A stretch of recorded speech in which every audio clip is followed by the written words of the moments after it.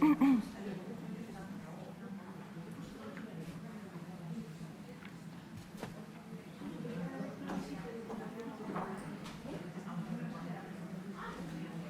voy a quitar la mascarilla. Me voy a quitar la mascarilla.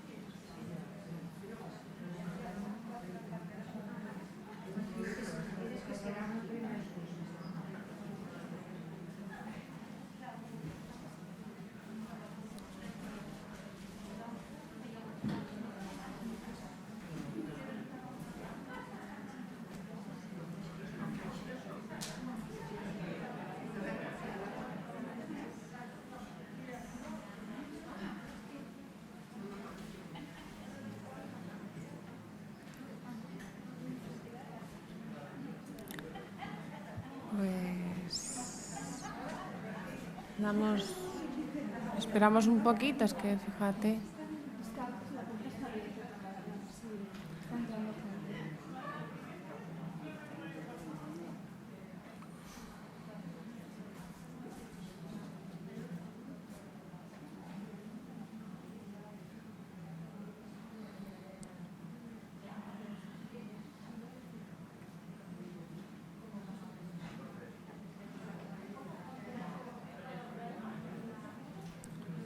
Bueno, vamos a esperar 2 minutos, si os parece, a ver si la gente se anima a entrar, ¿vale?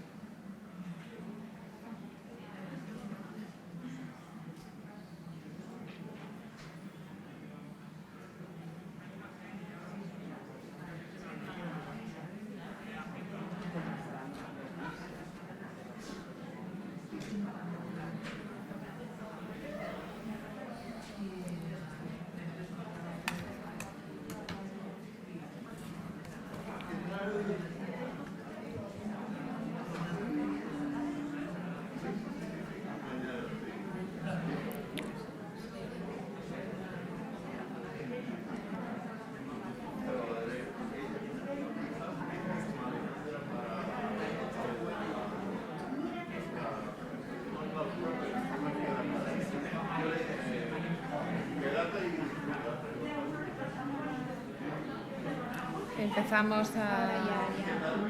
Hay 5, pues más, quedan 2 minutos.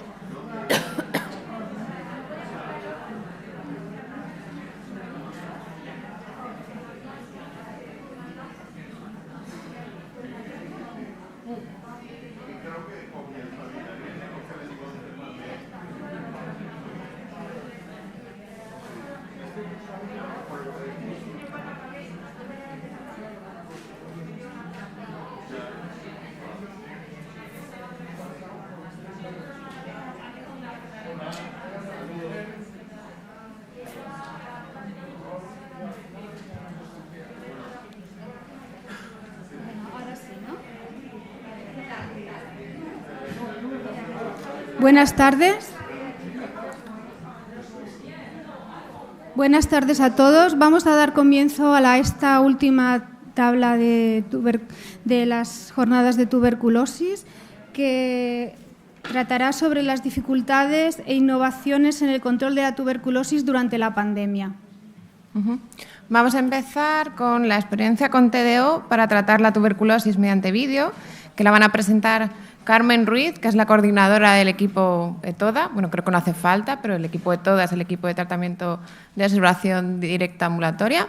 Y Miriam Montoro, que es terapeuta, y ambas trabajan en Service Clinics, ¿vale?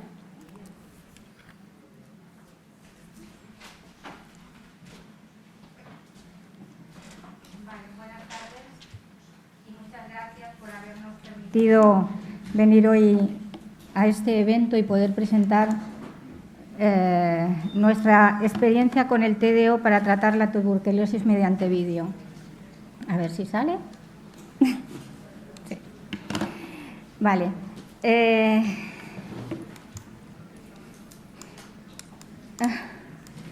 Vale, no, atrás. Vale. En este ratito que tenemos para presentarles vamos a explicar brevemente cómo nació el TDO en Cataluña, qué experiencia tenemos nosotros con el vídeo en estos momentos y qué experiencia hemos tenido durante la pandemia. También después Miriam os va a presentar concretamente la APP que estamos utilizando para las grabaciones de vídeo para ver cómo se toma la gente la medicación. Bueno. Cuando en 1993 la OMS declara la tuberculosis como emergencia mundial para la salud pública, decreta que una de las estrategias fundamentales para el tratamiento de la tuberculosis sea el TDO a nivel mundial. Nosotros, tras más de 25 años de experiencia y a pesar de las limitaciones que hemos tenido, se ha logrado curar a millones de personas haciendo TDO y se ha conseguido que completaran sus tratamientos y no solamente con eso curarse y salvar sus vidas, sino que también evitar una mayor transmisión a la comunidad, evitar también resistencias a fármacos y con ello un ahorro para el sistema sanitario. Con la finalidad de acercar el tratamiento de la tuberculosis a la población en general, en 1993 se crea el Centro Servicios Clínicos, que está especializado en el tratamiento y control de la tuberculosis para pacientes con TBC complicada y también para pacientes con un riesgo de mala adherencia al tratamiento. Después, un poquito después, entre el año 95 y el año 98, se crean los equipos de terapia de observación directa ambulatoria en el área metropolitana y en Lleida, que son los ETODAS. Bien, ya es verdad que antes había tenido alguna experiencia de TDO en Barcelona. Bien, bueno, a partir de este momento, enseguida ya desde los TDO, tanto servicios clínicos como ETODA, empezamos a coordinarnos con los diferentes actores de tuberculosis, como la Agencia de Salud Pública de Barcelona, la Agencia de Salud Pública de Cataluña, los centros de tuberculosis, el Centro de Tuberculosis de Drassanas, los centros de atención y seguimiento a toxicomanías, prisiones, también la atención primaria, y un poco más tarde, cuando se crean las unidades clínicas de tuberculosis, con las enfermeras gestoras de casos de hospitales, con los agentes de salud comunitario y con los centros de reducción de daños en toxicomanías. Bueno, nosotros venimos a presentar nuestro proyecto de investigación de vídeo TDO, becado por la Sociedad Española de Neumología y Cirugía Torácica. Este vídeo esta manera de trabajar es una plataforma de intercambio de información vinculada al sistema sanitario, que vamos a tratar de evaluar la factibilidad, aceptabilidad y la adherencia al vídeo TDO. El vídeo TDO está llevado a cabo por el ETODA a partir de una plataforma web que se llama Emocha, y después explicará Miriam cómo funciona esta plataforma. ¿Por qué el vídeo TDO como complemento del TDO? Pues bueno, a partir de la experiencia que tenemos y ahora cada vez más vamos viendo que hay que vencer algunos obstáculos que se nos presentan en el día a día para poder ver a las personas tomarse la medicación. Algunos de ellos, bueno, también decir que el proyecto empezó en noviembre del 2019 y hasta octubre del 2021 hemos incluido 50 pacientes. 50 pacientes que vienen de diferentes hospitales. Por ejemplo, en Lleida son pacientes del Hospital Arnau de Vilanova, que lo coordina la doctora Lumbierres. Aquí en el área metropolitana ya nos han incluido pacientes el Hospital del Mar, el Hospital Clínic de Barcelona, el Hospital de Sant Pau, el Hospital Moisès Broggi y el Hospital de Mataró. Debido a la alta movilidad de la población a partir de viajes internacionales y a partir de los movimientos migratorios, nos estamos dando cuenta que a veces es complicado visitar a las personas cada día, teniendo en cuenta que además los tratamientos son mínimos de 6 meses. Entonces, ¿qué pasa? Durante esos 6 meses les pasan muchas cosas a nuestros pacientes. Entonces, pues claro, ahora con los cambios tecnológicos, sociales y culturales, en un mundo cada vez más complejo, es necesario que nos adaptemos a los nuevos tiempos. Con la aparición y la gran extensión de los smartphones, ha venido a facilitar que esta herramienta de vídeo TDO se pueda poner en marcha. El paciente lo que va a hacer es grabarse cada día tomando la medicación y este vídeo va a subir a una plataforma web que garantiza la seguridad y la confidencialidad de los datos y de las imágenes de ese paciente. Entonces, cuando este vídeo llega a la plataforma, el terapeuta va a poder conectarse y va a poder ver si esa medicación se le ha tomado o no correctamente. También decir que desde la plataforma vamos igualmente a ver si hay algún efecto secundario, si está pasando alguna cosa con la medicación. Y no solamente eso, sino que también va a permitir un feedback entre los pacientes y el terapeuta, porque en todo momento vamos a estar conectados a través de un servicio de mensajería en la plataforma en la que vamos a poder ir pues, solucionando algunas dudas, algunos problemas que vayan surgiendo. ¿Vale? Bueno, entonces también es importante que haya un avisador a los pacientes desde la plataforma que les va a recordar si tienen pruebas médicas, si tienen visitas médicas, y ahí va a estar haciendo unos recordatorios. Bien, además el vídeo TDO nosotros siempre lo entendemos como un complemento del TDO, ¿vale? Estos van unidos, es un complemento. Y no solamente vamos a ver 7 de 7, 365 días al año a un paciente tomarse la medicación, sino que además vamos a poder superar las limitaciones que tiene el TDO, como por ejemplo la flexibilidad horaria, la dispersión geográfica o incluso aspectos de privacidad de los pacientes. Bueno, entonces nos llega la pandemia y nosotros estamos en pleno proyecto de vídeo TDO. Y aquí, pues, bueno, pasa que empiezan a surgir nuevas necesidades de los pacientes. En un contexto de que nadie podía salir a la calle, que todo el mundo estaba en sus casas y no podían salir ni a trabajar ni a nada, ¿qué ocurrió? Pues, por ejemplo, en algún caso tuvimos que incluirlos en vídeo TDO porque ya no querían que fuéramos a las casas. ¿Qué había pasado? Pues había pasado que en las casas donde nosotros íbamos habían escogido una franja horaria en que estaban solos en casa y entonces pues vas allí, das la medicación cada día y no pasa nada. Pero claro, ahora nuestros pacientes comparten con mucha gente pisos. La mayoría de las veces son realquilados, con lo cual de repente, de un día para otro, en aquella casa ya no estaba el paciente solo, en aquella casa ya pues había mucha gente. Un día te abría la puerta una persona que no conocías, otro día otra, y en algunas ocasiones nos encontramos con que ellos ya no querían que fuéramos, porque empezaba a haber susceptibilidades en ese domicilio. Con lo cual se les propuso entrar en vídeo TDO y pudimos subsanar esos problemas. Bueno, estuvo bien. Bueno, después también nos hemos encontrado que durante la pandemia, cuando nuestros pacientes son personas muy vulnerables, algunos de ellos van a salir a trabajar para ganar el dinero que van a gastar ese mismo día para comer, la mayoría de las veces. Son economías sumergidas, pues si recogen chatarra, pues si van a hacer limpiezas, pues teníamos casos de prostitución en los que se había acabado ya el trabajar, ya no podían ir a trabajar. Con lo cual empezamos a ver que en esas casas faltaban alimentos también. Y ahí durante la pandemia tuvimos que coordinarnos con las trabajadoras sociales y servicios sociales para que les pudieran llegar los alimentos. ¿Vale? Eso era otra de las cosas que nos encontramos en la pandemia.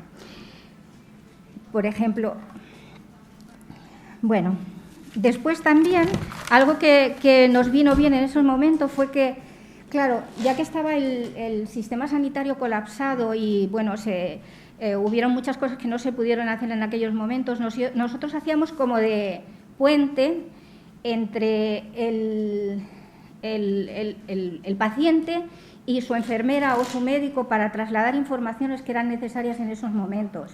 También nos fue bien poder trabajar así en ese momento.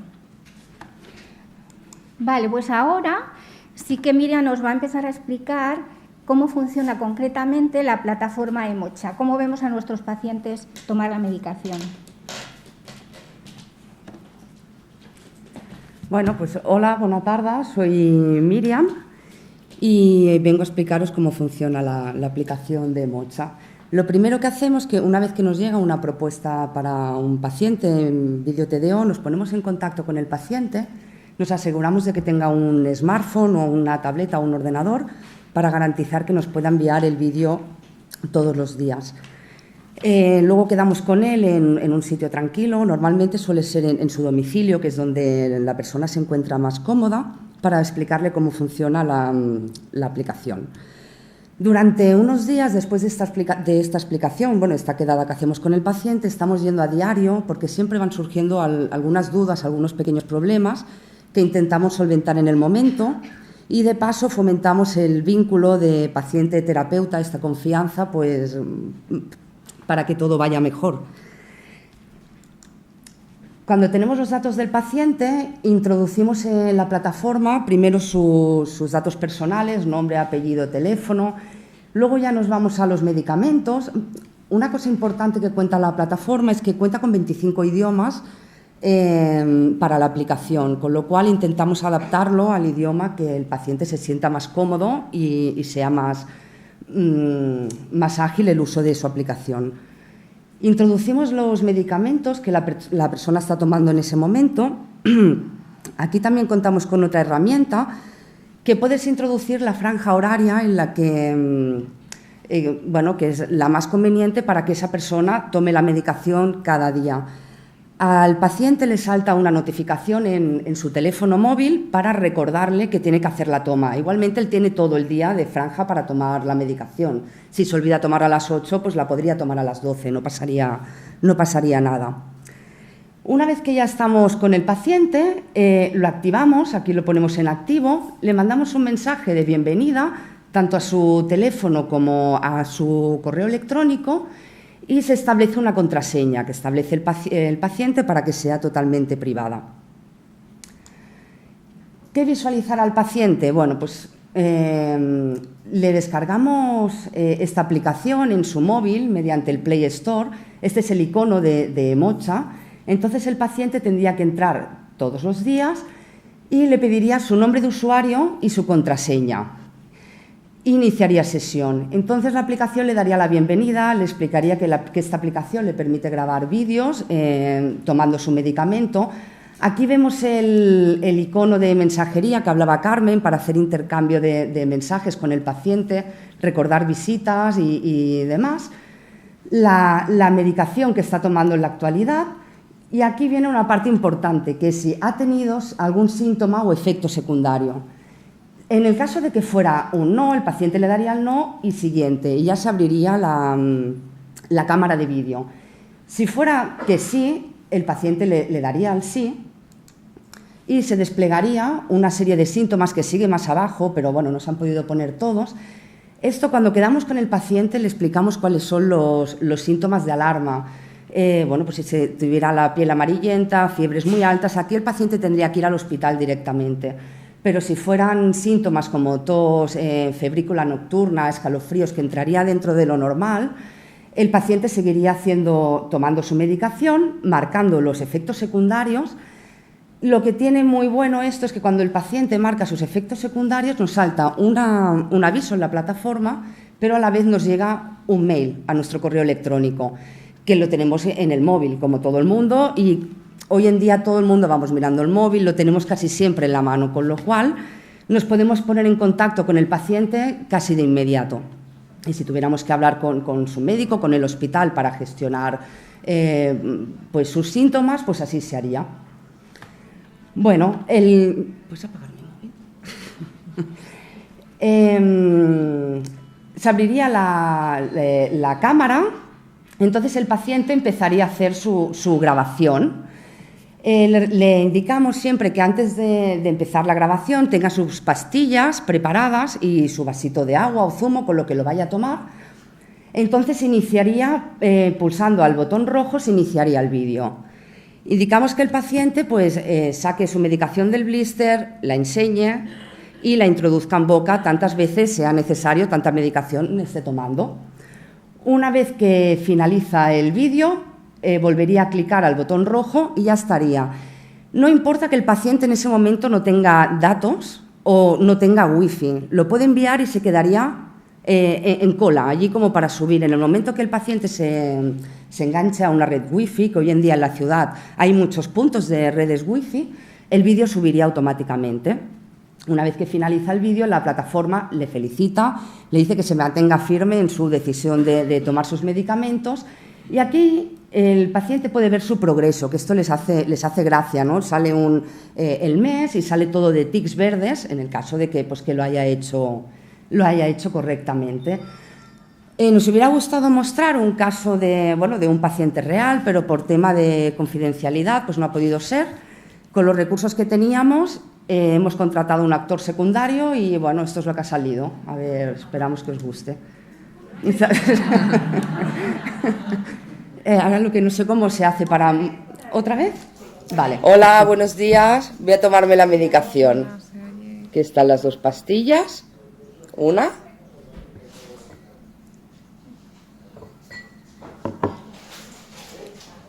Y 2.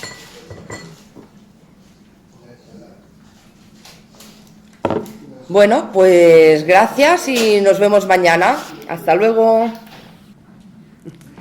Bueno, algo a destacar que es cuando el paciente acaba de tomar la medicación le damos 2 opciones. Una sería esta, el despedirse y hablar para ver que no hay nada en boca, o bien abrir la boca y enseñar la boca, depende de la preferencia. Entonces aquí marcaríamos la medicación, si ha sido correcto, en este caso ha sido correcto, marcaríamos la medicación que está tomando y aplicaríamos el tratamiento. También tenemos la opción de añadir estas banderitas, pues si hay un protocolo incorrecto, a lo mejor el paciente ese día tenía prisa, lo ha tomado demasiado rápido y no se ha visto muy bien. Entonces, bueno, le enviaríamos un mensajito, le diríamos, hombre, mañana pues intenta con un poquito más de calma. Este vídeo se puede pausar, se puede girar, se puede ampliar, con lo cual, a veces cuando va muy rápido, pausamos para ir contando las pastillas y ver que la medicación que está tomando, bueno, pues es todo correcto. La verdad que es una muy buena herramienta. Aplicaríamos el tratamiento y, bueno, ya estaría, fin para el paciente, fin para nosotros. Y bueno, aquí es la mención que ha hecho mi compañera Carmen, un poco de los pacientes que han sido incluidos en vídeo TDO por hospital. Son más de 50 y bueno, han participado pues, Serveis Clínics, el Hospital del Mar, el Hospital Arnau de Vilanova de Lleida, Hospital Clínic de Barcelona, Hospital de Sant Pau, Hospital Broggi y Hospital de Mataró. Y bueno, pues agradecerles la participación con nosotros en nuestro proyecto. Animamos a que sigáis enviando más pacientes y los hospitales que todavía no han participado, pues que se animen. Es un proyecto muy chulo que el paciente está aceptando muy bien y bueno, animaros a participar. Os dejo con mi compañera para finalizar ya la presentación. Bueno, pues esta es la plataforma con la que estamos trabajando. Estamos teniendo una buena experiencia, los pacientes están aceptando bien esta manera de enseñar la medicación, cómo se la toman. Y bueno, ahora más ya decir que más allá de este proyecto de investigación, nosotros creemos que será necesario en un futuro inmediato integrar el vídeo TDO como una herramienta más en los programas de prevención y control de la tuberculosis dentro del sistema sanitario. Decir que, bueno, ya recordamos que el vídeo TDO y el TDO están destinados a personas vulnerables con factores de riesgo de mala adherencia y que más aún de esto se están abriendo puertas también para tratar otras enfermedades como el VIH, la hepatitis C o incluso la propia infección tuberculosa latente, que sería fundamental para llevar a cabo la estrategia de la OMS de NTB. Bueno, sin duda la clave del éxito del tratamiento es la creación de una relación interpersonal basada en basada en la confianza mutua entre el paciente y el terapeuta, ¿vale? Y también el vídeo no solo va a tener solo éxito si se complementa con el TDO, que nosotros creemos que tienen que ser dos herramientas que tienen que ir juntas y que puede mostrarse flexible ante las necesidades del paciente y, sobre todo, como se hace desde el ETODA, en una relación humana y de confianza entre el personal sanitario y este paciente. Bueno, ahora Servicios Clínicos, muchas gracias por toda la colaboración. Este es el equipo de Vídeo TDO que estamos en el proyecto y, por supuesto, agradecidos a todas las UVEs y a todos los hospitales que han confiado en nuestro proyecto. Gracias.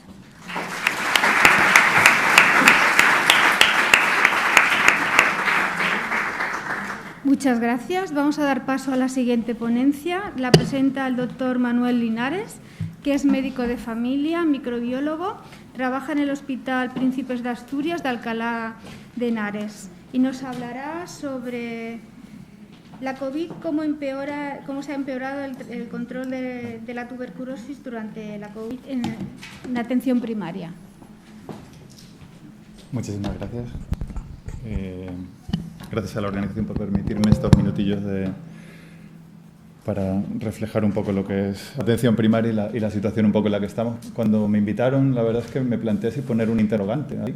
La COVID empeora el control de la atención en primaria y digo, voy a quitarlo. ¿Vale? A ver. Ese es mi conflicto de intereses. ¿Vale? Y realmente, bueno, que la COVID empeora el diagnóstico y el manejo y, bueno, lo sabe todo el mundo. De hecho, no hace falta que la OMS publique este documento o que no lo digan los responsables. De hecho, la pregunta que yo me hacía es si en atención primaria, previamente a la COVID, o sea, el empeoramiento era llamativo, ¿no? Yo aquí os pongo un caso clínico que presentamos en un congreso que era a propósito de mi baja paternal. Realmente sí, yo trabajo en un centro de Vallecas, ahora estoy en el hospital circunstancialmente, pero mi consulta de primaria está en un área deprimida de Vallecas, donde la población inmigrante es importante y donde, bueno, el recambio, no sé si habéis visto las noticias últimamente, pues la atención primaria no es que esté atravesando su mejor momento.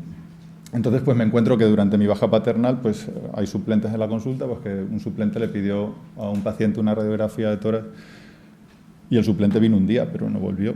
La baja paternal dura 2 meses y yo cuando llegué a mi baja paternal a reincorporarme, pues de repente me encuentro que este paciente se ha ido a casa con levofloxacino y que realmente pues lo primero que hice fue llamarle porque esto estaba informado por el radiólogo como una posible tuberculosis que lo era en efecto. De hecho, el problema de los errores encadenados es que funcionó todo mal, funcionó mal el servicio de rayos, funcionó mal el servicio de atención. Es decir, al final esto es 2019, esto no es COVID y esto seguía sucediendo y seguirá sucediendo, por supuesto.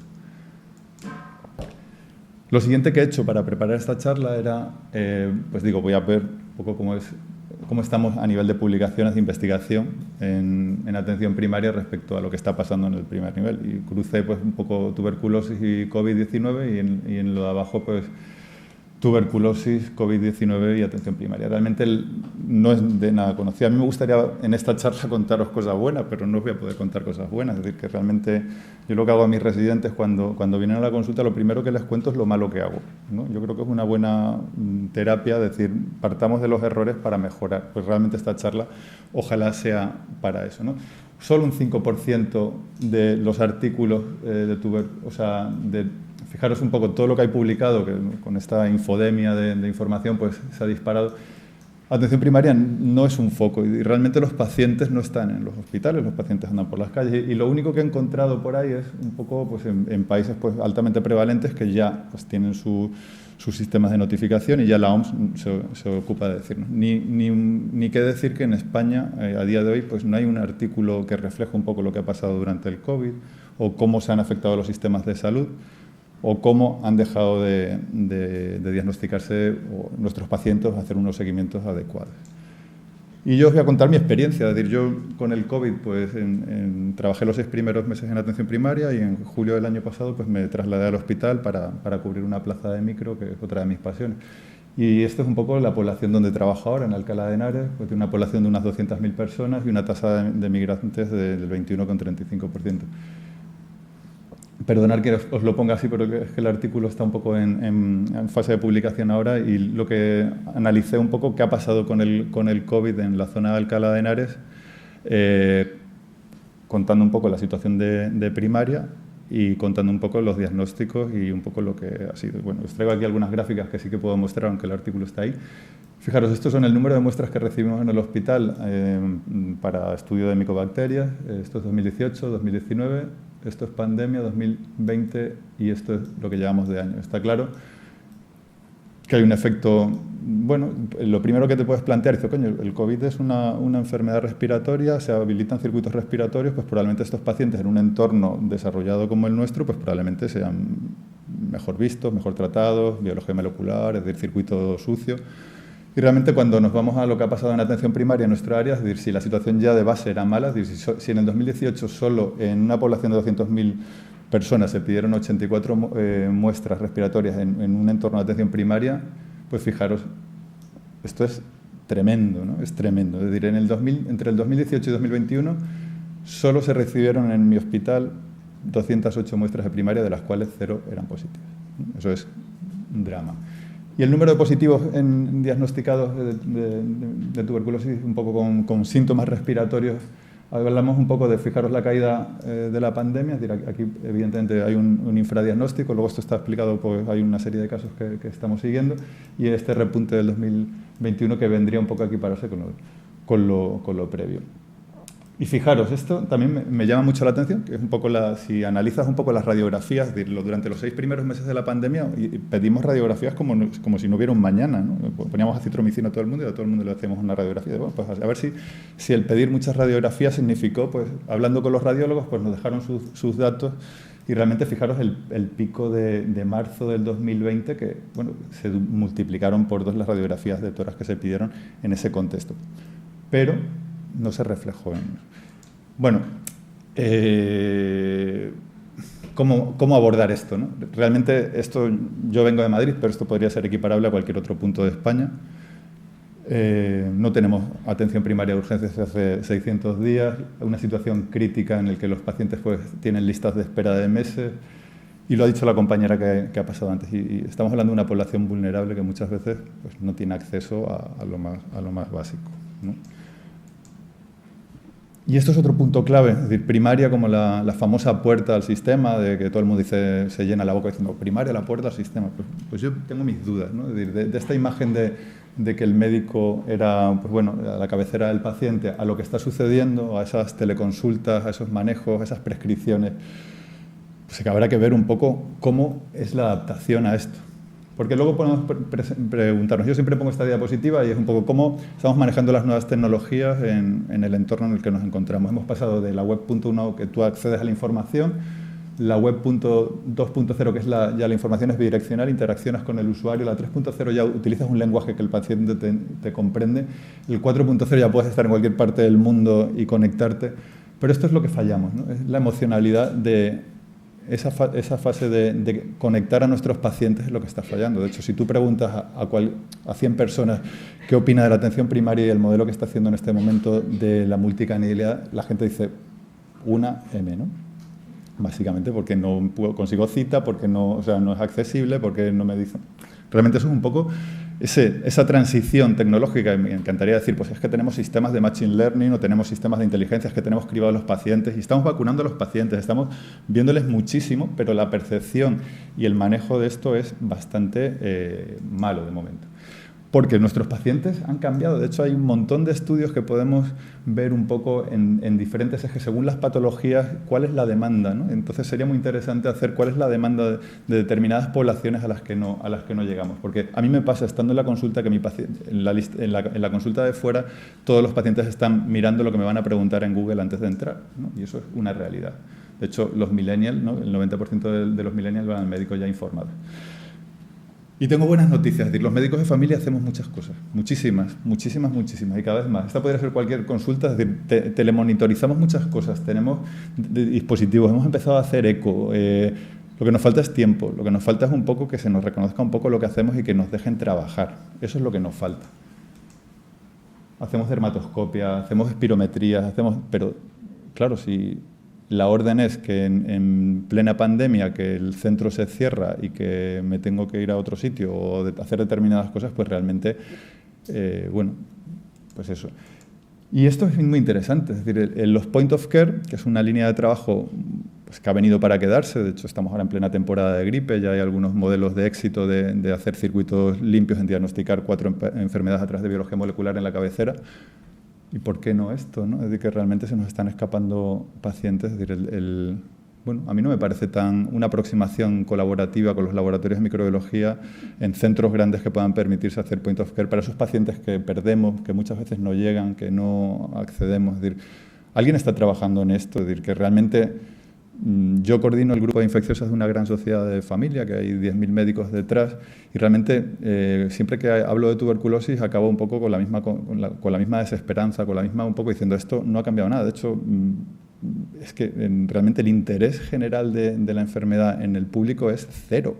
No sabemos vender esto porque realmente la gente está a otras cosas, no sé si nos damos cuenta. Y cuando hablo de familia, esto es tradicionalmente el estudio de contactos, que también pues, que fallamos. Es decir, realmente el médico de familia, cuando haces un poco encuestas de valoración en tus compañeros de si conocen un poco lo que serían los seguimientos, los clásicos círculos concéntricos, hay un gran desconocimiento. ¿Dónde están los documentos? Salud pública por un lado, el hospital por otro, nosotros por otro. Es decir, ¿dónde está esa coordinación en algo tan importante como una enfermedad respiratoria? Pues bueno. Y yo os planteo soluciones. O sea, a mí me parece que cada centro asistencial debe tener y conocer a sus expertos de referencia. De hecho, el hospital debe dar un paso adelante y presentarse a primaria. Tenemos que ir a primaria. Yo, de hecho, he hecho lo contrario. Es decir, como primaria no avanza, me he ido al hospital y estoy trayendo a primaria a través del hospital. Es lo que estoy trabajando desde hace año y medio. Hay muchísimas cosas. Todo el mundo está buscando pacientes sin diagnosticar de VIH, de hepatitis. ¿Dónde están? En primaria. Pues hagamos que ese circuito funcione, ¿no? Salud pública, es decir, con la que está cayendo de COVID, salud pública, por lo menos en nuestro entorno, ha desaparecido completamente. De hecho, las últimas E2 notificadas nuestras son del 2019, ahora parece que se está reactivando, pero esto tiene que coordinarse y hay que integrarlo de alguna forma, ¿no? Los estudios de seguimiento de contactos, los ponía en mi experiencia, ¿no? Ese caso de éxito, de errores encadenados, es decir, al cuarto día de llamar al paciente, mandarlo al hospital, vino un hermano que allí nadie le había notificado, en el que se diagnosticó una tuberculosis también al hermano. O sea, el seguimiento de contactos tiene que ser una cosa que debe ser integrativo a todo, y eso tiene que funcionar, ¿no?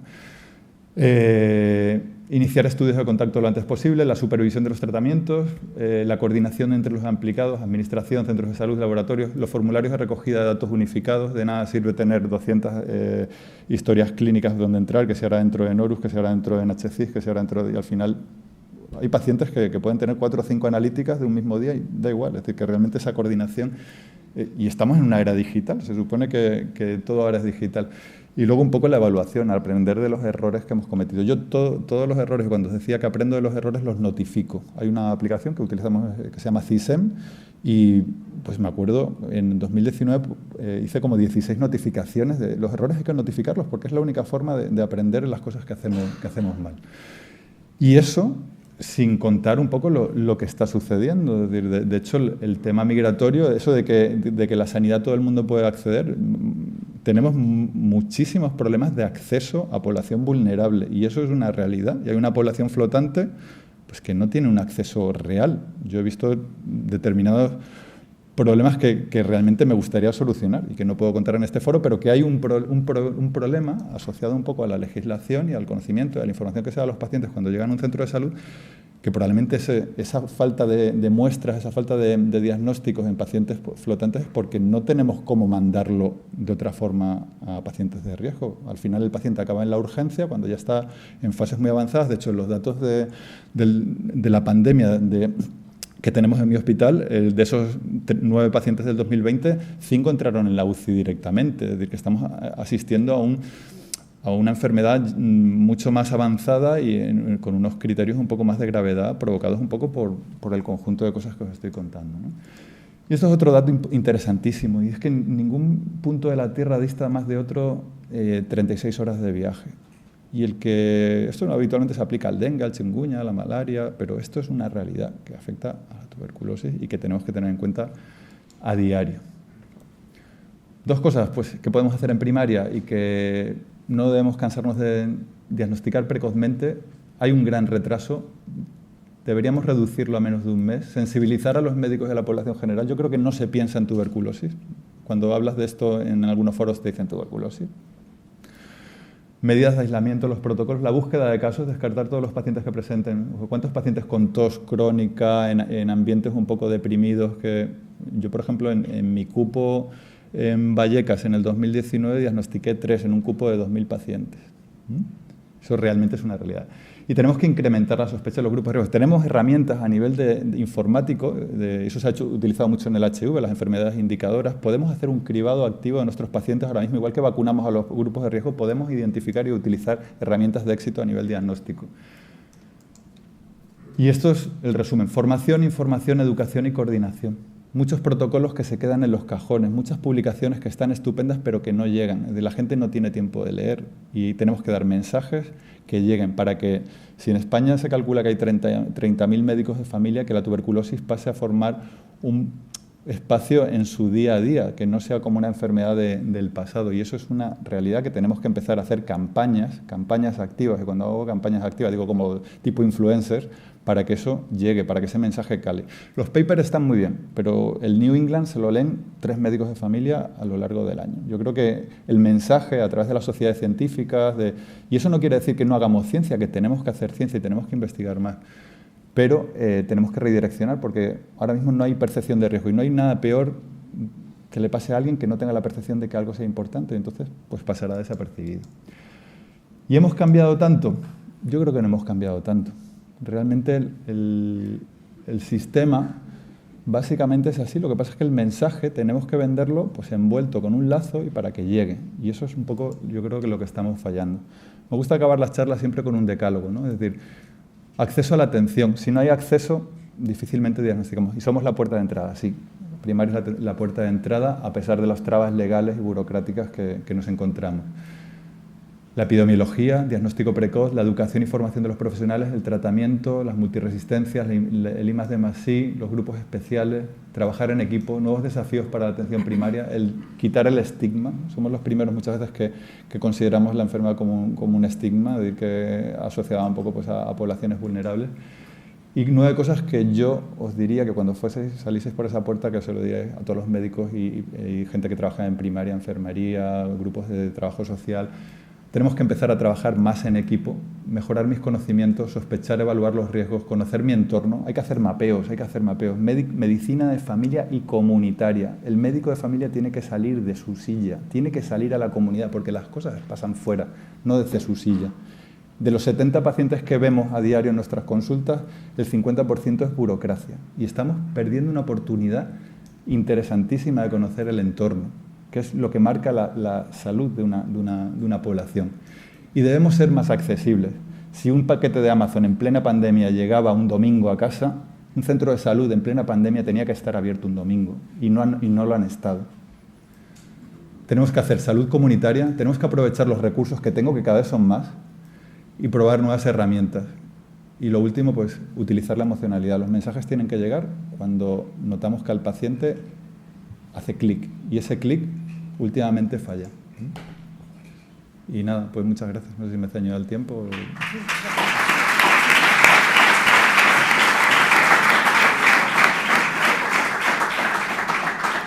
Muchas gracias, Manuel. Bueno, ahora damos paso a Jesús Rodríguez, que es neumólogo del Hospital Universitario Nuestra Señora de la Candelaria de Tenerife, que nos va a hablar sobre la interacción entre Mycobacterium tuberculosis y SARS-CoV-2. Hola, buenas tardes. En primer lugar, darle las gracias a la organización y en particular al doctor Kaila por invitarme a estar aquí y hablar de tuberculosis y coronavirus y aprender muchas cosas. La verdad que estoy aprendiendo bastantes cosas en estas jornadas. En principio, este es un pequeño índice, un par de diapositivas con respecto a la repercusión global de la sindemia. Ya se ha hablado bastante durante las jornadas. un poquito de respuesta inmune de la interacción de ambos microorganismos y si eso condiciona una peor evolución de la enfermedad o mayor mortalidad. De la influencia de los tratamientos que usamos, sobre todo en las neumonías graves por coronavirus, sobre la evolución de la tuberculosis o de la infección tuberculosa latente, si está por ahí. Y también hablar de la asociación de la migración, sobre todo lo que estamos viviendo en Canarias, sobre esta sindemia. Tenemos esas cifras de mortalidad tan abrumadoras, 4,8 millones de personas han fallecido por coronavirus, a lo que se suma el 1,5 millones de fallecimientos por tuberculosis, y las tendencias pues en este último año parece que van al alza con respecto a la mortalidad de la tuberculosis. La caída de notificaciones en torno a un 18% a nivel global, que condiciona un infradiagnóstico, como por ejemplo se comentaba en la charla anterior. Llegan menos muestras microbiológicas, se diagnostica menos, hay pérdidas de seguimiento, los tratamientos se interrumpen, hay imposibilidad en muchos sitios para hacer tratamientos directamente observados. Y una pregunta que nos tenemos que hacer es si esto nos va a llevar a un aumento de la resistencia en el futuro, cosa que por ahora no sabemos. Se hacen pocos estudios de contacto y después el problema del que se habló también esta mañana, del desabastecimiento de fármacos, es una cosa que no llegamos a comprender. Sabemos que la pandemia ha tenido un impacto económico sobre el Producto Interior Bruto, esto condiciona pobreza y condiciona un aumento de la incidencia de casos de tuberculosis. Esto en todas las publicaciones de la OMS sale. Y ahora hablar de eso, de qué influencia tiene o cómo va a responder nuestro sistema inmune cuando interacciona ante ambos microorganismos. Este artículo de Linda Petrone es un artículo en el que se incluyen pocos pacientes, pero a mí me gusta mucho por el hecho de que se ve cómo se cogen muestras séricas de pacientes que tienen solo coronavirus o que tienen infección por coronavirus y enfermedad tuberculosa, y otro grupo en el que tiene infección por coronavirus e infección tuberculosa latente.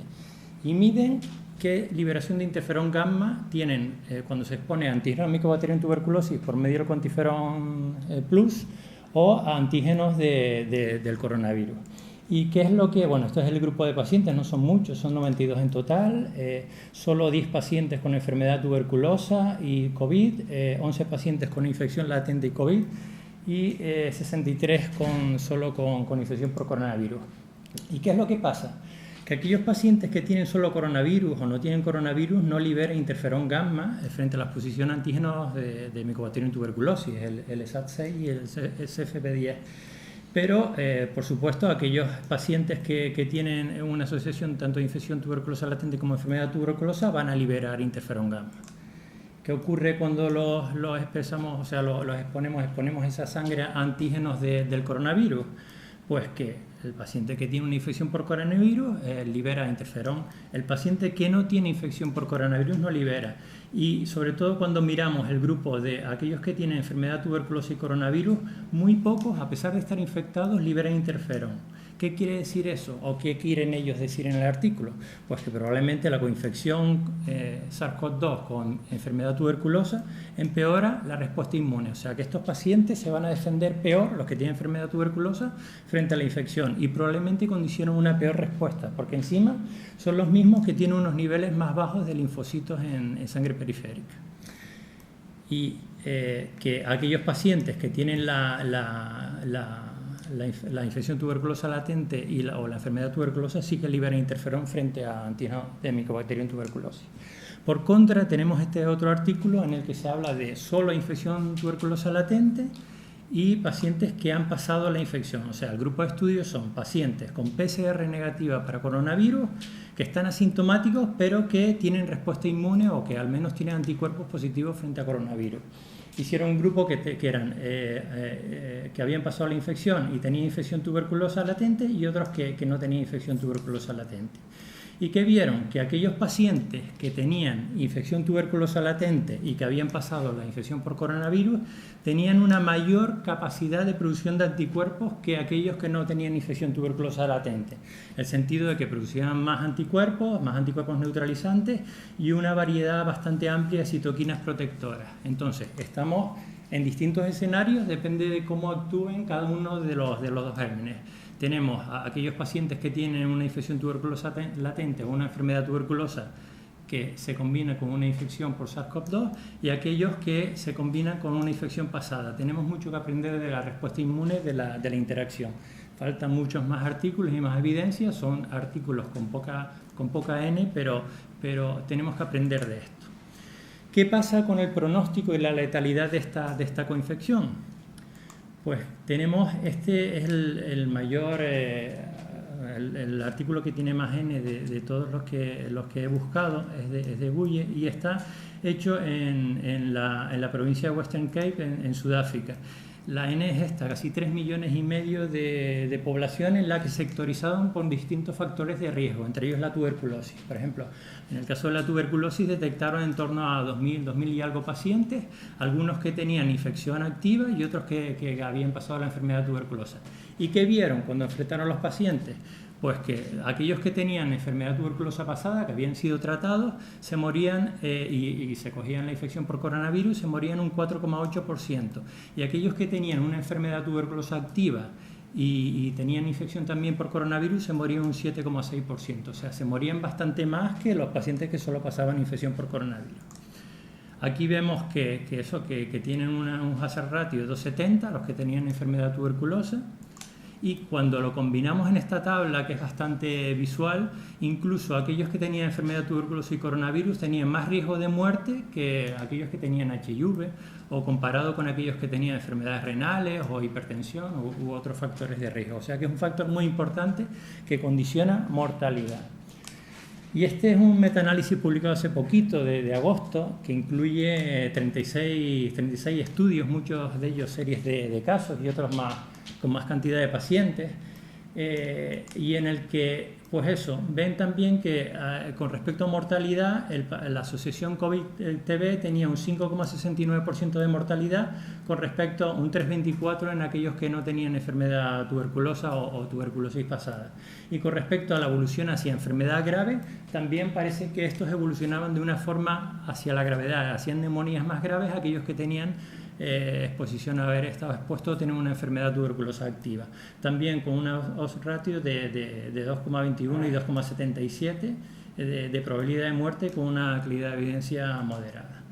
Aquí también hice una seriación de artículos, de 5 artículos, donde se refleja también la mortalidad de la asociación, y eso va de un 7,6 a un 27% el estudio de Gupta, que la verdad que llama bastante la atención cómo se mueren estos pacientes.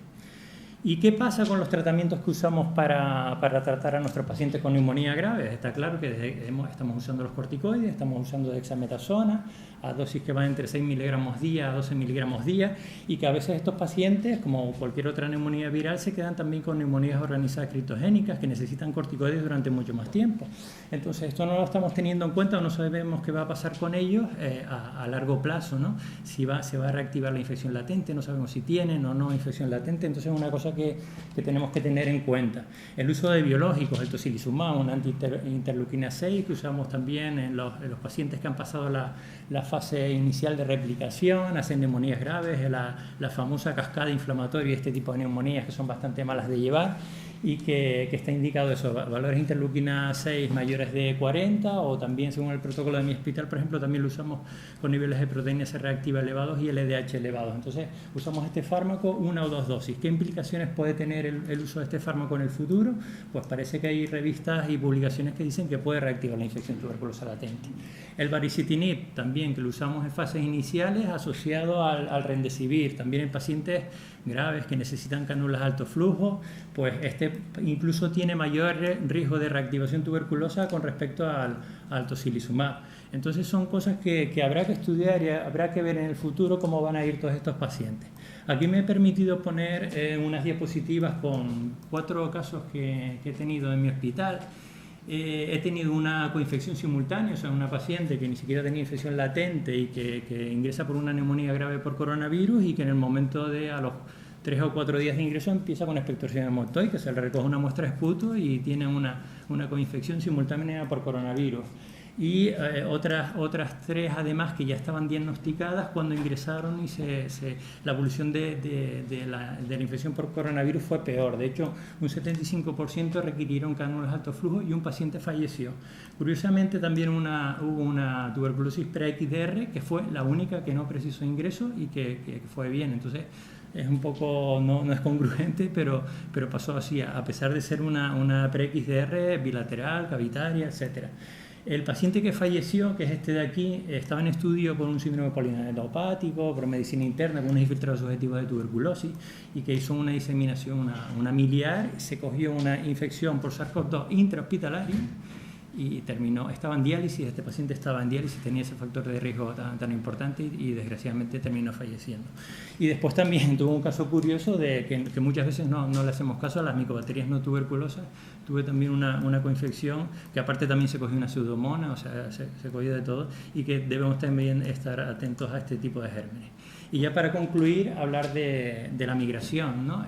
En Canarias, desgraciadamente, tenemos el problema de la migración y cuando se ha sumado a la pandemia por coronavirus, pues la verdad que ha sido una locura. Una locura, ¿por qué? Nosotros, por ejemplo, a partir de febrero de 2025 se crearon 2 centros para atención a migrantes con una capacidad de más de 2.000 personas. 2.000 personas en cada centro. Los centros están localizados en la zona noreste de Tenerife, una en Las Canteras y la otra en el Rosario. Para que se hagan una idea, solo de las 8 Islas Canarias, solo en Tenerife el año pasado, en 2020, llegaron 53 embarcaciones con 3.500 personas. Y en lo que va de año, pues en torno a 1.144 personas. O sea, es un volumen bastante amplio. La procedencia en estos centros solo tengo que decir, solo hay adultos varones. Las mujeres van a otro tipo de centros, sobre todo también si tienen niños, y los menores van a lo mejor a algunos pisos tutelados con educadores y esto. O sea que estamos hablando en este caso solo de casos que ahora voy a contar en adultos. La procedencia Senegal fundamentalmente, Mali y Gambia. ¿Y qué problemas hemos tenido? Pues claro, no podemos hacer cribaje, no podemos hacer una placa de tórax, un follón hacer una tuberculina, hemos tenido que reunirnos y tal para ver si los laboratorios de microbiología con los saturados que estaban con las PCRs de coronavirus nos podían hacer los IGRAs para este tipo de pacientes, precisamente para evitar hacer lecturas. Y con respecto a las placas de tórax, pues también no los podíamos llevar a los hospitales para hacer el cribado porque estaban saturados. Entonces se han tenido que llevar desde atención de salud pública aparatos portátiles de radiografía, etcétera. Después nos tropezamos con las creencias de algunas personas que creían que si le sacamos sangre para el cuantiferón, pues que se estaba traficando con su sangre. Y después el tema de con el volumen tan importante que había, pues eso, los cambios de ubicación de todas estas personas, pues contribuían a que se perdieran, pues se perdían en muchos casos. Los brotes que se detectaron solo de infección por coronavirus, en ningún momento nadie requirió hospitalización ni nadie falleció por ellos, también porque son personas jóvenes. Tuvimos más brotes en las canteras. Por cierto, se me olvidaba, estos datos me los ha facilitado la compañera de Salud Pública de Tenerife, Ana Izquierdo, que no lo dije al principio, pero me gustaría agradecérselo públicamente. Tuvimos 6 brotes de infección por coronavirus, de los que la mayoría fueron en las canteras. La peculiaridad que cumple este centro es que está un poquito más metido en un núcleo urbano, el de San Cristóbal de la Laguna, una ciudad. Y los pacientes las personas tienen movilidad y probablemente ahí jugó un papel importante. Aparte y el otro centro está metido en una zona de bosque bastante alejada, entonces por eso solo hubo creo yo, que hubo solo un brote, pero bastante importante. Y con respecto a los casos de tuberculosis, he puesto solo aquí 4 ejemplos, de 4, porque claro, lo lógico sería que cuando llegaran en la embarcación, pues que directamente se le hiciera el cribaje, pero claro, con este volumen pues no ha sido posible. Entonces, ¿a qué lleva eso? Pues a que el número de contactos sea brutal por cada caso. Y solo de estos 4 casos que me han facilitado los datos, pues tuvimos de 4 casos 331 contactos. 23 tenían infección tuberculosa latente y 26% se negaron a un estudio por lo que he dicho. Entonces ha sido un follón. Igual que en atención primaria ha habido bastantes problemas, pues ahí hemos tenido bastantes problemas con esto.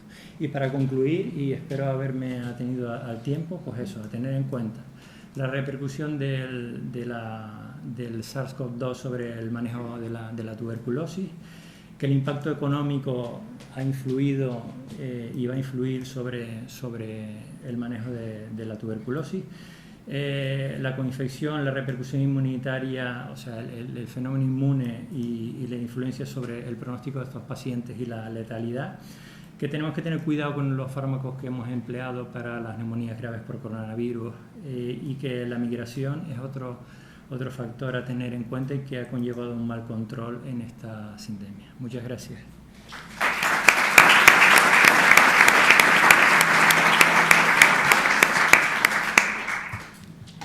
Bueno, nos quedan unos minutos para preguntas, si tienen alguna entre el público.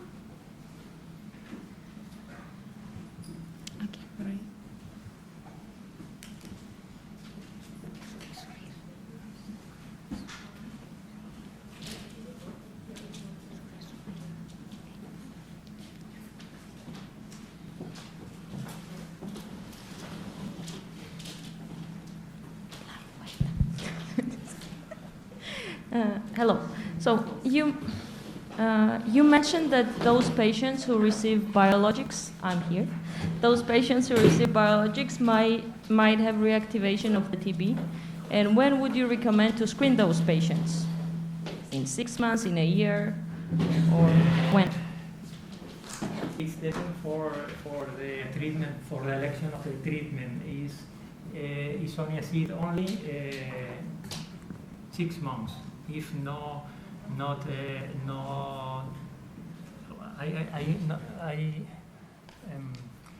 es que mi inglés no es muy bueno, lo siento. Sí. Sí. Sí. Mira, nosotros estamos haciendo, no sé si o si te puedo introducir, sí, te lo agradezco porque de verdad que lo siento. Le hemos hecho a los pacientes que hemos podido un cuantiferón durante el ingreso a aquellos que han tenido neumonía por coronavirus. Y todavía no hemos mirado los datos porque ninguna guía por ahora recomienda que se traten estos pacientes. Pero sí que, por ejemplo, el tocilizumab no lo usamos como los reumatólogos, que lo usan periódicamente, se usa solo una dosis, probablemente el efecto inmunosupresor sea de varias semanas y que no condicione a lo mejor una reactivación. No lo sabemos, yo no lo sé y por eso estamos intentando evaluar qué es lo que pasa con estos pacientes. Yo creo que se necesita ensayo y con respecto al baricitinib es verdad que lo estamos usando durante 10 días en pacientes sumados a los corticoides y que esto sí es verdad que yo creo que es un poco peligroso en la evolución en el futuro de estos pacientes, pero realmente por ahora no estamos tratándolos a los que tienen una infección latente, estamos haciéndole un seguimiento única y exclusivamente. Y con respecto al tratamiento, pues sería lo estándar, depende de las comorbilidades, porque en esto de la infección latente, pues siempre no solo tenemos un factor asociado, sino a lo mejor es diabético, o tiene una enfermedad renal crónica, o ha sido fumador, o tiene lesiones cicatriciales. Yo creo que hay que valorar los otros factores a la hora de decidir una intención de tratar. Perdón por no hablarte en inglés. Doctora Sánchez. Hola, buenas tardes. Al hilo de lo mismo, in the same line, so I would to say that we have the possibility of testing patients using IGRA quantiferon during the pre-tocilizumab. ¿Me puedes hablar en español? Sí, perdona. No, que nosotros pudimos usar cribado con quantiferon antes de usar el tocilizumab porque lo ponía la ficha técnica del fármaco, entonces como tenía que ser uso compasivo, si no hacíamos eso no se podía usar, y nos hemos encontrado, como tú bien has dicho, por la interacción inmunológica, que los quantiferones son indeterminados, con lo cual hacer quantiferón en paciente grave por COVID que va a usar tocilizumab o otro inmunomodulador lo que va a pasar con el cuantiferón es que la mayoría de casos va a ser indeterminado. Hay un artículo por ahí de esto, también italiano, sí, Italiano, ustedes, sí, nosotros y otro de tenemos ustedes, uno. vale, perdón, pues igual esto, No. sé que vi alguno, pero no recuerdo, y que eso, que probablemente ese indeterminado se deba considerar como positivo, ¿no? En caso de que, precisamente porque la respuesta inmune está alterada, igual de eso sabes más que yo. Sí, lo que hacemos es un seguimiento. Tenemos una unidad post-COVID y estos pacientes se les sigue durante 6 meses y ya veremos si más. Sí, hace falta tratar, pero los están, no los están tratando. No, tratando no, solamente los que convierten a positivo, que son muy pocos, en nuestra experiencia. I have a question for the presenters of the video DOT program. Congratulations for that program. Very, very nice. My two questions are, number one, how do you do a period of in-person DOT before starting the video? And then secondly, are there patients in whom it does not work well? Vale, ¿habéis entendido? No. Vale. La primera pregunta que hace es sobre si antes de empezar el vídeo hacéis un periodo personal. Exacto. Sí, ¿vale? Y si no recuerdo mal, es si hay alguna complicación, ¿qué es lo que hacéis? ¿Es right, Susan? Es que la segunda es que si existen algunos pacientes para el cual el uso de vídeo de OT se convierte en un problema vale. gráfico. ¿La segunda pregunta cuál es? Sí, si hay algún paciente igual no es candidato a Claro, sí. De hecho, estamos partiendo que nosotros... sí, acercarse. Vale, de hecho nosotros hemos empezado... En los vídeos TDO hay un periodo de formación en el que vamos a estar como unos 10 o 15 días siguiendo cada día a su casa, viendo si va a haber algún problema, si esta persona va a poder o no adherirse a este tipo de supervisión, y si no, pues pasaría a un TDO normal, que es el que hacemos presencial. Y si hay cualquier problema, entiendo, con la medicación. No, si hay algún problema con los vídeos, pues entonces no pasa nada, pasamos a TDO, presencial. No sé si hay algún factor que excluya a algún paciente de hacer el vídeo por alguna patología o... No, por ninguna patología. Lo único que sí que vamos a pedir es que esta persona tenga su móvil o su tableta o su ordenador, que aprenda a hacer esto y que lo haga cada día. En el momento en que el paciente deja de hacer vídeo, se va a retirar de la plataforma y vamos a pasar a TDO presencial. Es lo único.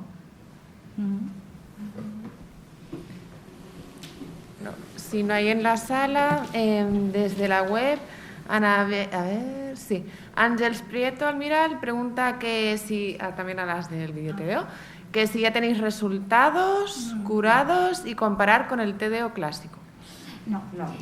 Estamos en mitad del proyecto, por lo tanto no tenemos todavía ningún dato concreto que pueda decir cómo está yendo.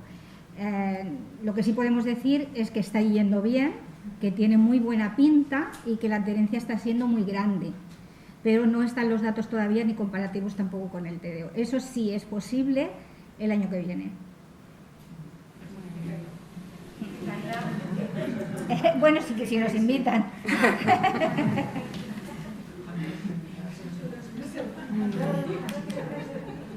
Y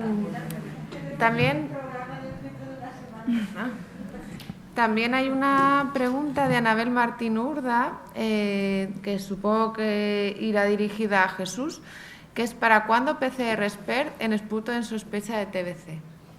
¿Para cuándo? ¿Para cuándo PCR Expert en esputo en sospecha de TBC? Hombre, yo creo que esto es una pregunta más para un microbiólogo y sí, para un gerente, ¿no? Porque ojalá lo tuviéramos en la sala de broncoscopia incluso para hacerlo directamente, pero... Ya. Yo creo que es para él. Para mí vale, perdón. Sí, yo creo que Yo, fijaros, uno de los grandes avances que creo que va a haber en los próximos años es el point of care. Y el point of care hay que ponerlo a la cabecera del paciente, que es primaria. Por eso hablaba de equipos multidisciplinares, de trabajar en equipo. Lo que no tiene sentido es que cuando yo vaya a África tengo un GeneSpert a la cabecera del paciente y aquí una prueba de una vaciloscopia me tarde de 48 horas en tenerla, ¿no? Yo creo que si los que sois microbiólogos trabajáis con el GeneSpert, es una técnica fácil, sencilla, que requiere una formación, pero que perfectamente se puede llevar. De hecho, hay unidades móviles por toda África que lo hacen. Entonces, yo creo que eso hay que exigirlo, ¿no? O sea, de hecho, eso, toda la población flotante que se nos escapa, esos pacientes que están sin tarjetas, sin sistemas, pues, en las raíces tendríais que tenerlo. En las salas de broncoscopia, que nos ahorraríamos muchas cosas, porque si el paciente llega al diagnóstico. Pero por eso depende más de las gerencias, ¿no? De que nos doten es un tema de dinero. No, claro. Yo solamente puntualizar, soy microbióloga, y entonces, lo del point of care, el GeneSpert, me parece bien, pero hoy por hoy lo que te dice la contagiosidad del paciente es la vaciloscopia. Con el GeneSpert tú diagnosticas al paciente, pero lo que te va a decir si es contagioso o no, desde luego son las vaciloscopias, con lo cual no quiere decir que no se tiene, una cosa no quita la otra y hay que hacerlo todo. Es decir, porque yo lo que veo es que la sensación que a mí me da, que no lo sé, es que si se hace mucho point of care y mucho GeneSpert, luego la vaciloscopia, pues no sé si se le va a dar el valor que necesita. Pues mira, te contesto como microbiólogo primero y luego como médico de familia, ¿vale? Como microbiólogo perfectamente, es de que cualquier técnica que se haga tiene que tener saber por qué se pide y para qué sirve y completamente de acuerdo. Pero como médico de familia te digo que tengo la sensación de que se nos escapan muchísimos pacientes por los circuitos. Los circuitos, lo que puede ser que tú vengas a un centro de salud un viernes y ese paciente no se le pueda pedir nada. Y hablamos de las ITS. Las ITS, ¿por qué no se controlan? Pues porque el circuito muchas veces es nefasto. De hecho, ¿qué pasa? Que viernes, sábado y domingo, ¿qué pasa con esas muestras? Sobre todo estamos entrando en una era molecular. Tendremos que cambiar el modelo asistencial. Y eso tiene que llegar. Y ha llegado con el COVID. Ya estamos en plena época de gripe.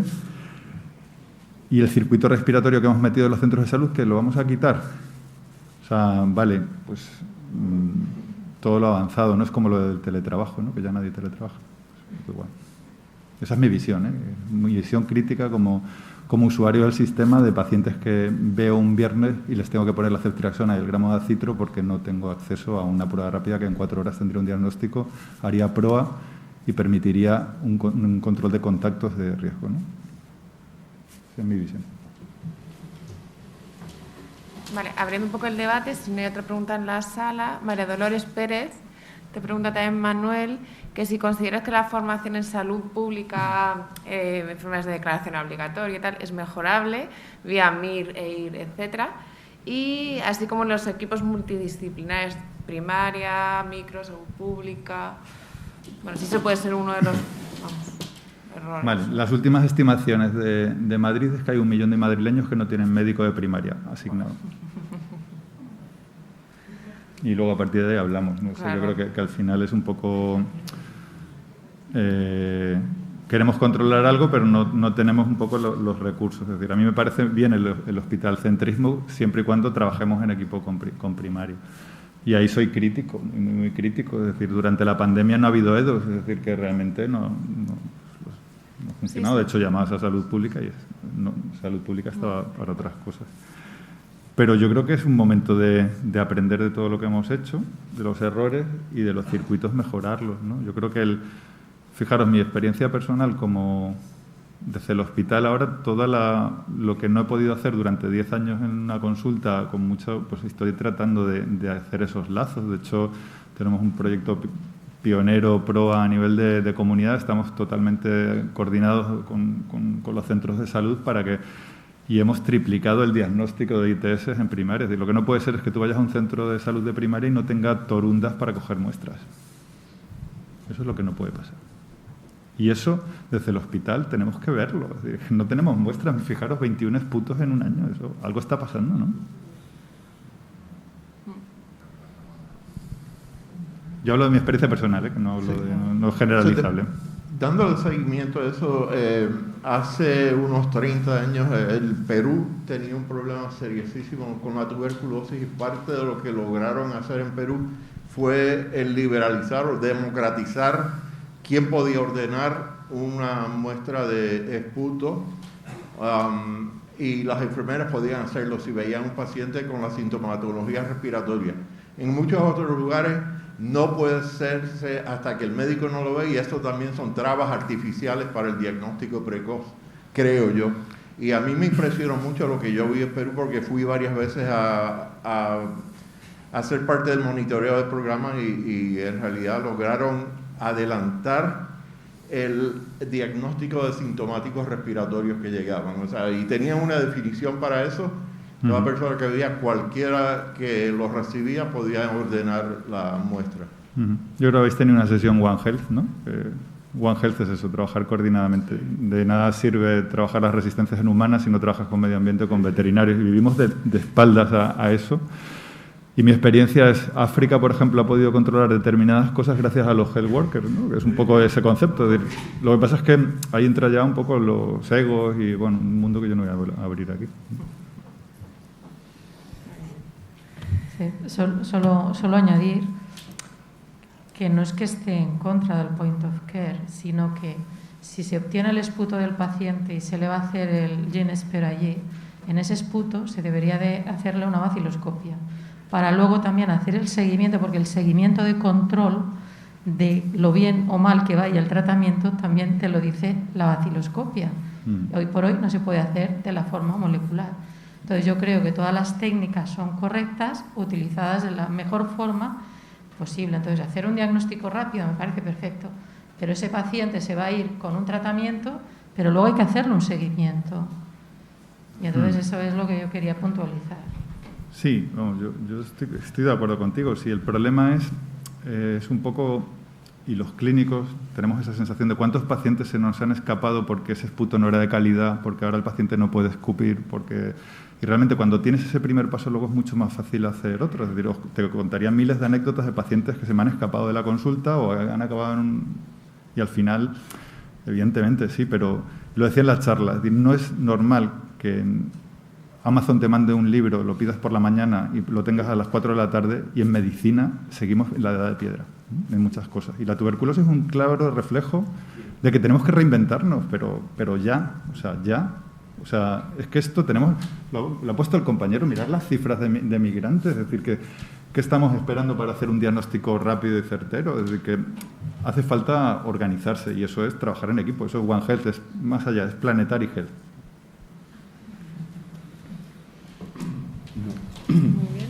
Sí, simplemente por añadir una pequeña reflexión al tema de la utilización como point of care de este tipo de técnicas. La rentabilidad de estas muestras, es decir, el GeneSpert no es una técnica para descartar tuberculosis. Si se ve como un rollout de tuberculosis, yo creo que es erróneo. Lo que hay que buscar es utilizarlo y de manera justificada en pacientes que tienen unos criterios clínicos de sospecha. Desgraciadamente, nos guste o no nos guste, cuando una enfermedad es poco prevalente, no mucho. ¿Sí? Ahora. Vale. No, simplemente, a ver, no, digo que el GeneSpert, cualquier otra técnica de PCR para el diagnóstico de tuberculosis, no debe ser una prueba de rule-out de descarte de tuberculosis. Yo creo que este enfoque es un enfoque, si alguien lo tiene, que en mi punto de vista es equivocado. Ha de ser para confirmar una sospecha clínica, y la sospecha clínica, nos guste o no nos guste, cuando una enfermedad infecciosa como tuberculosis tiene una prevalencia baja, perdemos la capacidad de sospecharla y afinar en el diagnóstico. Por lo tanto, si tú pones en manos de una persona, digamos, inexperta, y perdonad por el calificativo de inexperta, entre comillas, que no puede identificar bien o no está acostumbrado a valorar y ver casos de sospecha de tuberculosis, empezará a pedir XPER a todos los EPOCs que vengan tosiendo a la consulta. Por lo tanto, si además, el valor predictivo negativo y positivo se va a ver afectado. Si a esto sumamos que hoy en día se está utilizando el XPER Ultra, que además Por lo tanto, el valor predictivo positivo baja, todo esto lo sabemos, cualquier microbiólogo nos lo puede confirmar. Yo creo que hay que ir al tanto con este tipo de cosas. Y está muy bien lo del point of care, pero siempre matizando y en un cierto orden. También es verdad que hoy han mejorado muchísimos las valijas y la comunicación. Y también depende del modelo que tú quieras aplicar al tratamiento de la tuberculosis. Aquí en Cataluña y en particular en el área de Barcelona tenemos unidades de tuberculosis y los pacientes se derivan de un día para otro sin necesidad de ninguna lista de espera para poderlos atender. Y creo que esto es una forma más razonable que no llevar probablemente técnicas de diagnóstico a todas las áreas sin saber muy bien quién las utiliza.